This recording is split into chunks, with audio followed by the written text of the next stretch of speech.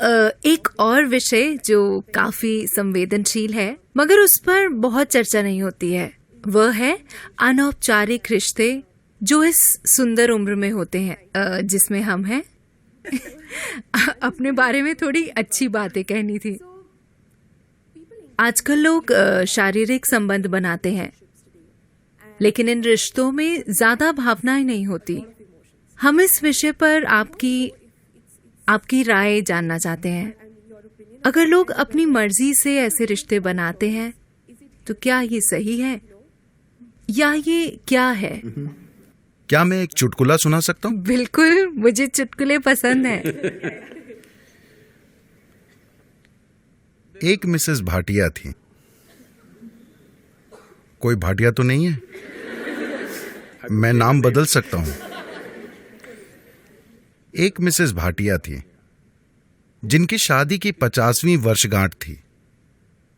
वर्षगांठ मनाने के बाद अगले दिन उन्होंने तलाक की अर्जी दे दी। जज ने तलाक की अर्जी देखी। वो एक अच्छी पारिवारिक मित्र भी थी, तो उसने उन्हें बुलाकर पूछा, आप अपने पति को तलाक क्यों देना चाहती हैं? वो इतना प्यारा आदमी है।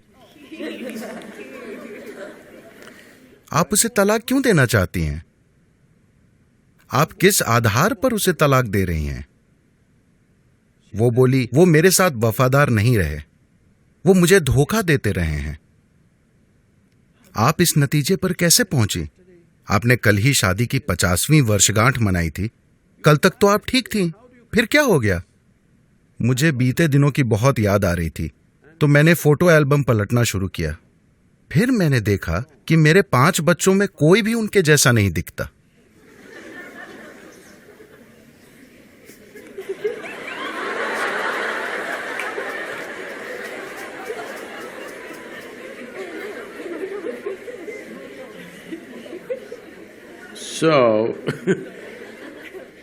देखिए, अभी क्या आपको याद है कि 10 पीढ़ी पहले आपकी दादी की दादी की दादी कैसी दिखती थी?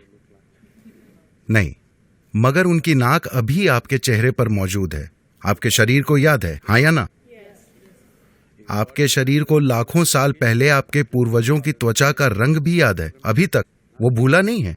तो जिसे आप मेरा शरीर कह रहे हैं, वो यादों का एक बहुत बड़ा संग्रह है ना? आपके दिमाग में मौजूद यादाश्त बहुत कम है। आपके शरीर में मौजूद यादाश्त, There is evolutionary. उसमें क्रमिक विकास की यादें हैं, जेनेटिक यादें हैं, कर्म की यादें हैं, व्यक्त और अव्यक्त स्तर की यादें हैं, ढेर सारी यादें हैं। आपको लगता है कि अभी आपको चलना आता है, लेकिन ऐसा सिर्फ इसलिए है क्योंकि आपके शरीर ने वो यादाश्त बनाई है। अगर आपका शरीर उसे भूल जाए तो आप चल नहीं पाएंगे।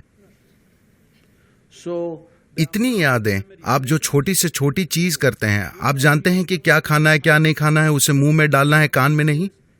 ये सुनने में अजीब लगता है, लेकिन आप यादों के कारण ही जानते हैं। तो आपका शरीर ढेर सारी यादों का भंडार है और वो हर समय यादें इकट्ठी करते रहता है। अगर आप यहां से यहां तक चलें तो 50 अलग अलग तरह की हल्की महकें होंगी। हो सकता है कि आप उस पर ध्यान न दें, मगर शरीर उसे इकट्ठा भी करता है और पहचानता भी है। वो लगातार पहचानता रहता है, इसलिए आप जानते हैं कि सुगंध क्या है, दुर्गंध क्या है, ये इसकी गंध है। आप आवाज, गंध वगैरह के अलग अलग पहलुओं को पहचानते हैं क्योंकि ये प्रक्रिया लगातार चलती रहती है। तो इस शारीरिक यादाश्त को इस संस्कृति में पारंपरिक तौर पर हम ऋणानुबंध कहते हैं। वो शारीरिक यादाश्त जो आप बनाते हैं। आप जागरूकता के साथ अपनी शारीरिक यादाश्त बना सकते हैं या बस ढेर सारी यादाश्त अंदर लेकर ढेर सारी शारीरिक उलझन से गुजर सकते हैं। तो जहां कहीं भी प्रभाव होता है, मुझे पता नहीं कि आपकी पीढ़ी में लोग अब भी ये चीजें जानते हैं या नहीं, मगर अब भी बैंगलोर में ऐसे लोग मिलेंगे जिन्हें अगर आप नमक देने की कोशिश करेंगे तो वे उसे नहीं लेंगे। वो कहेंगे वहां रख दीजिए। अगर आप उन्हें तिल देने की कोशिश करें तो वो कहेंगे उसे वहां रख दीजिए, क्योंकि उन्होंने कई पदार्थों की पहचान कर ली है जो आसानी से आपकी यादाश्त को लेकर मुझ तक पहुंचा सकते हैं। अगर मैं वो चीज ले लूं, मुझे वो यादाश्त नहीं चाहिए। यही वजह है कि आमतौर पर इस संस्कृति में एक दूसरे को छूना, हाथ मिलाना, ऐसी चीजों से परहेज किया जाता है। हम अपनी ही दोनों हथेलियां मिलाकर नमस्कार करते हैं, क्योंकि हम यादाश्त नहीं इकट्ठी करना चाहते। क्योंकि अगर मैं इसे बस छूता हूं तो ये इसे भी याद रखता है। आप अपने 4 दोस्तों के साथ इसे आजमा कर देखें। आप उनके हाथों को छुएं, याद रखने की कोशिश ना करें। हर दिन बस उनके हाथ छुएं और भूल जाएं। कल अगर वो आकर आपको छूता है, आप जानते हैं कि ये उसका हाथ है ना? तो शरीर याद रखता है, ये दिमाग में नहीं है। शरीर की यादाश्त होती है, इसे ऋणानुबंध कहते हैं। जब यौन संबंध बनते हैं या ऐसी कोई अंतरंगता होती है जिसमें विचार, भावनाएं और शरीर शामिल हों, तो आपके शरीर में जो यादाश्त रह जाती है वो बहुत बड़ी मात्रा में होती है। इसलिए कहा गया है कि आपको इसे जितना हो सके उतना सरल रखना चाहिए। कुछ दूसरे पहलू हैं जहां कुछ तांत्रिक प्रक्रियाओं में ऐसी चीजें होती हैं। वे सालों तक खुद को तैयार करते हैं ताकि शरीर से इतनी दूरी बना ली जाए कि शरीर कहीं से कोई यादाश्त न उठा पाए। इसे एक साधना की तरह किया जाता है, बेलगाम संभोग की तरह नहीं। तो सवाल नैतिकता का नहीं है। सवाल ये है कि आप अपने जीवन में अपने साथ क्या करना चाहते हैं। if you want to be in such a way that अगर आप इस तरह जीना चाहते हैं कि आपके जीवन में आपकी भीतरी बुद्धि सबसे प्रबल चीज हो, आपका भौतिक शरीर नहीं, तो आपको शरीर की यादाश्त को जितना हो सके उतना सरल रखना चाहिए। इसलिए सादा भोजन, लोग बिल्कुल सादा भोजन करते हैं। अब भी मैं दिन में 1 बार भोजन करता हूं और भोजन में सिर्फ एक चीज खाता हूं, 10 नहीं। मैं वो चीजें दूसरे दिन खा लूंगा, मगर आज मैं सिर्फ एक चीज खाऊंगा, क्योंकि काफी फर्क आप आजमा कर देखिए। सिर्फ मेरे कहने पर मत जाइए। खासकर जब आपकी परीक्षा का समय आता है, सादा भोजन कीजिए और देखिए कि उससे कितना फर्क पड़ता है।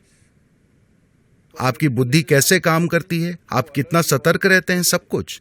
तो आप खुद को क्या बनाना चाहते हैं? आप खुद को एक सेक्सुअल सुपरनोवा बनाना चाहते हैं या or no I'm saying कुछ लोगों का ऐसा इरादा हो सकता है, ये उनके ऊपर है। मगर आप अपने जीवन के साथ क्या करना चाहते हैं, ये आपको तय करना होगा।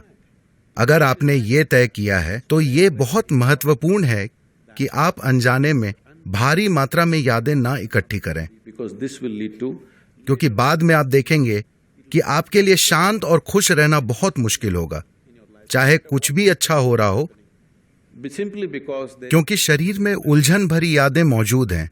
जब इसी प्रकृति का कुछ और आता है तो शरीर में उलझन भरी उथल पुथल होने लगती है। शायद आपके दिमाग में यह ना आए, just physically ये सिर्फ शारीरिक रूप से होता रहेगा। तो ये चुनाव आपको करना है। ये नैतिकता का सवाल नहीं है, ये सवाल है समझदारी से जीने का।